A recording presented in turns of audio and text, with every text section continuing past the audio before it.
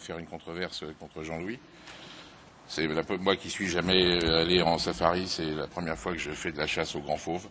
Voilà, merci à la société pour ça.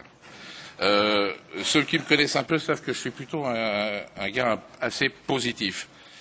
Et dans le titre de la controverse, il y a un aspect négatif qui me convient pas tellement, parce que démontrer ça, ça voudrait dire 1, qu'il y a eu des innovations en ventilation, 2, qu'il n'y a pas eu d'innovation dans les autres domaines. Et ça, c'est tellement caricatural que je ne veux pas vous dire ça. Ce que j'ai envie de vous dire, c'est que la particularité des innovations en ventilation mécanique, c'est qu'au moins certaines d'entre elles, elles ont réussi à prouver qu'elles pouvaient changer le destin des malades et qu'elles se sont imposées dans les pratiques. Ça, c'est mes conflits d'intérêts. C'est extrêmement important, cette diapo, parce que la plupart de mes conflits d'intérêts concernent des innovations dans la ventilation mécanique. Donc j'ai des vrais conflits d'intérêts avec le sujet. Alors, pourquoi la recherche et l'innovation en ventilation est finalement si dynamique ces 20 dernières années? Moi, je pense qu'il y a au moins 5 explications. La première, c'est qu'elle a été portée par des cliniciens-chercheurs, c'est-à-dire des gens qui ont à la fois l'esprit du chercheur, mais qui sont des cliniciens et qui connaissent les malades, des cliniciens-chercheurs inspirés et dynamiques, qu'ils ont conduit une recherche qui est cliniquement ambitieuse, c'est-à-dire changer le destin des malades en termes de mort ou vivant, c'est pas rien, mais finalement scientifiquement très modeste, puisqu'on s'adresse purement à un traitement symptomatique. On ne va pas rentrer dans la physiopathologie compliquée de l'effet génomique, pas génomique, tout ça, c'est oh là là. Non, c'est simplement le traitement symptomatique. Le troisième point, et c'est un des gros avantages, c'est qu'on a en physiologie respiratoire les moyens de faire des mesures assez fines et assez aisées au lit du malade et de faire de la physiologie appliquée. Et l'ensemble de ces innovations, elles reposent sur une démarche qui est directement fondée sur les principes physiologiques solides. Enfin, et je crois que c'est un élément extrêmement important, elle se fait aussi grâce à des partenaires industriels qui sont avides d'innovation. Et enfin, dernier point, cette recherche bénéficie de conditions réglementaires favorables. Juste une diapo pour illustrer ça. C'est la différence par rapport entre dispositifs médicaux et médicaments. Vous savez que les dispositifs médicaux sont mis à disposition, les innovations sont mises à disposition sans preuve préalable de l'intérêt médical, ni même de l'innocuité. Par exemple, l'aide inspiratoire a été mise à disposition sur le cerveau 900C, il n'y avait pas de ventilation d'apnée. D'accord? Si le malade arrêtait de respirer, il n'y avait plus de respiration. Dans la logique du médicament, jamais on autoriserait ça, de mettre ça sur le marché. Et pourtant, la mise à disposition de l'aide inspiratoire a eu une influence considérable. Et imaginez quelqu'un à qui on aurait demandé de faire le dossier d'AMM de la pipe, alors que pendant 15 ans, on a surtout démontré que ça faisait baisser le débit cardiaque, que Dansker même disait c'est comme ça que ça marche, c'est l'effet shunt débit, c'est simplement la baisse du débit. Jamais la pipe aurait eu l'AMM. Les hautes FiO2, on a plein de données expérimentales qui montrent que l'oxygène est toxique. Comment voulez-vous donner l'AMM à des FiO2 élevés? L'aide inspiratoire, pareil, ce mode où quand on s'arrête de respirer, il ne se passe rien et que le patient peut mourir. C'est impossible. Alors en France, en plus, on a encore un bonus, c'est la réglementation. Alors ça va changer à cause des directives européennes et le jardin, mais on a jusqu'à aujourd'hui la réglementation des soins courants. Et vous savez qu'on peut faire de la recherche sur les soins courants en ventilation, mais pas avec les médicaments, et que donc c'est un avantage. Et donc pour illustrer tout ça, je choisis 2 exemples qui paraissent tout à fait emblématiques du sujet. C'est 1, la ventilation non invasive des insuffisances respiratoires aiguës des BPCO, et 2, la ventilation du syndrome de détresse respiratoire. Commençons par la ventilation non invasive. Donc d'abord, un clinicien de talent. Alors là, j'ai un conflit d'intérêt, c'est mon ami. Bon. Une collaboration très étroite avec un physiologiste très rigoureux, en l'occurrence Alain Harf, et puis une question extrêmement simple. C'est finalement ces BPCO qu'on intube, qui nous posent plein de problèmes, la pipe intrinsèque, la surdistension, qui font des pneumothorax, qui font des infections nosocomiales, tout ça. Est-ce que par hasard, si je mettais un masque à la place d'un tuyau, vous voyez, il n'y a pas de génomique, de protéomique, de trucs, machin. Et si j'améliorais leur ventilation, peut-être que je pourrais leur éviter ça. Et puis, première étude, et ça, c'est pas un essai randomisé.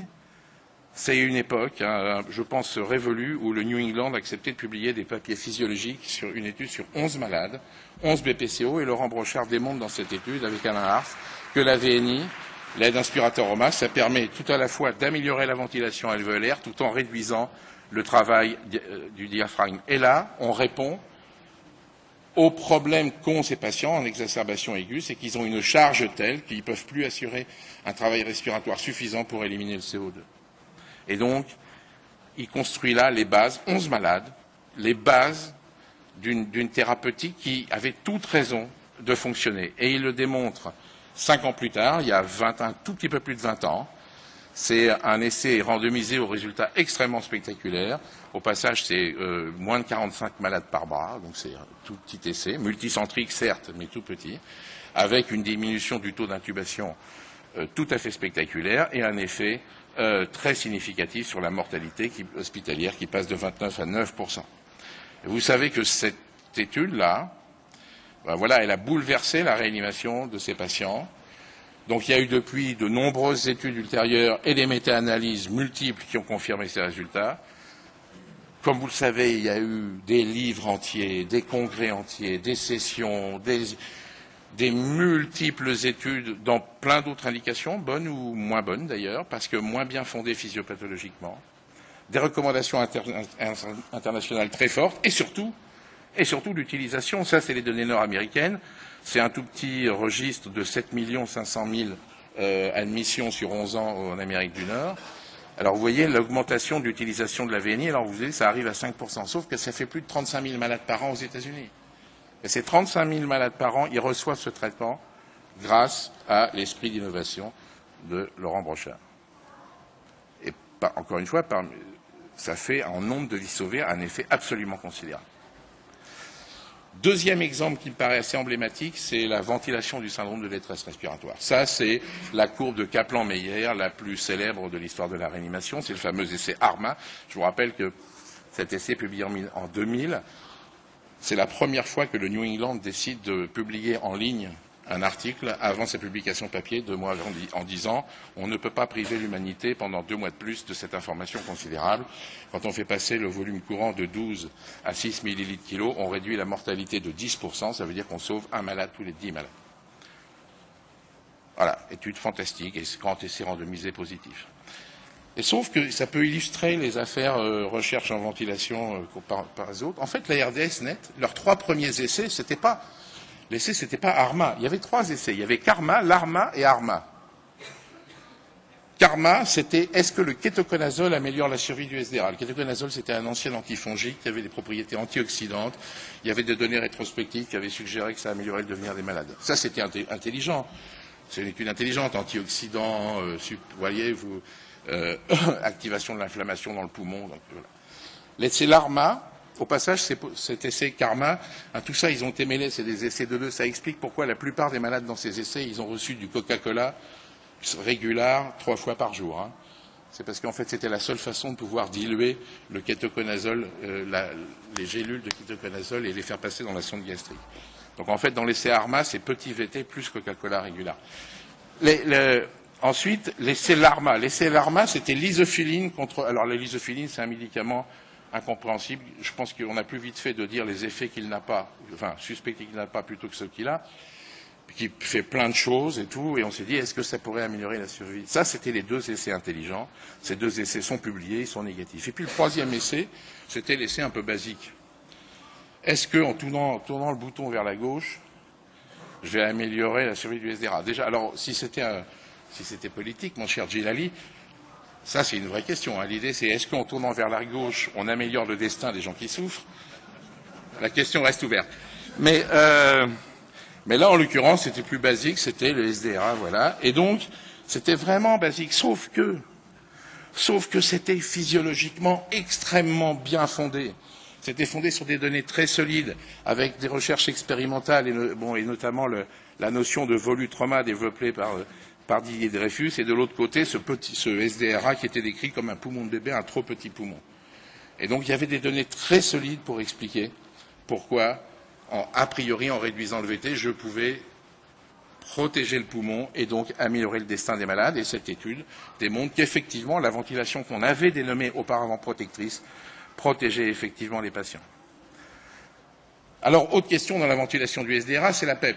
Alors là, pour le coup, il y a des dizaines et des dizaines d'études physiologiques. Et les études physiologiques ne permettent pas de conclure formellement parce qu'il y a plein d'effets opposés. La PEP, ça améliore les échanges gazeux, ça permet d'améliorer le recrutement, mais d'un autre côté, ça peut majorer le risque de barreau ou de volotrauma. Et enfin, ça peut avoir des effets hémodynamiques délétères. Donc quand on lit toute la littérature physiologique, on finit par se dire, on ne peut pas savoir. Et donc pour savoir, il a bien fallu que quelques cliniciens décident de faire des essais randomisés. Sauf que là, je vous ai dit tout à l'heure, c'est des cliniciens inspirés. Ceux qui ont fait ces essais-là, ils ont été très mal inspirés.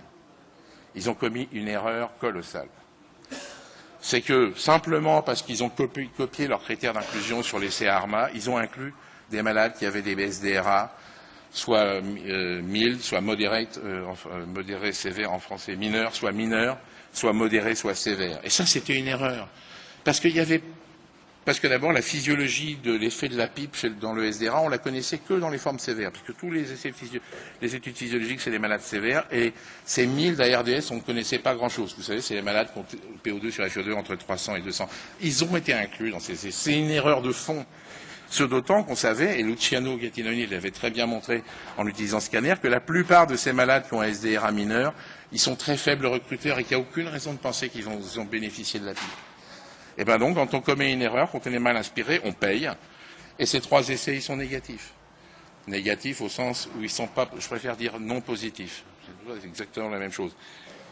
Ils n'ont pas été capables de montrer une diminution de mortalité. Sauf que, en recherche en ventilation, quand on est seul et qu'on perd seul, on essaie de voir si on peut gagner à plusieurs. Et donc, ces 3 équipes, se sont mis ensemble et ont regroupé toutes leurs données. On fait ce qu'on appelle une méta-analyse des données individuelles, et là, on gagne.